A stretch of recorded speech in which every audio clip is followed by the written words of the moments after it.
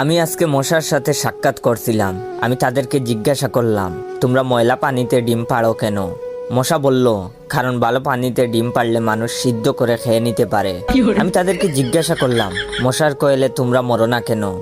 মশা বলল, আমরা যদি মরে যাই তাহলে কোয়েলের ফ্যাক্টরি বন্ধ হয়ে যাবে।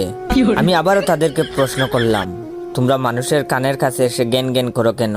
মশা বলল, কারণ মানুষের পায়ের কাছে কিংবা অন্য কোথায় জ্ঞান জ্ঞান করলে মানুষ শুনতে পায় না, তাই। আমি তাদেরকে জিজ্ঞাসা করলাম, আমি শুনেছি পুরুষ মশারা নাকি রক্ত খায় না, তাহলে ওরা কি খায়? মশা বলল, পুরুষ মশারা শুধু বউয়ের বোকা খায়। আমি বললাম, মশারা কামড়ালে মানুষের ডেঙ্গু হয় কেন? মশা বলল, মশারা কি শুধু মানুষের রক্ত নিয়েই যাবে? ওদের কিছু দিবে না। মশারা এত স্বার্থপর নয়, তাই মানুষকে ডেঙ্গু উপহার দিয়ে যায়। মশার সাথে সাক্ষাৎ করার পর আমি মশার উপর রিসার্চ করলাম।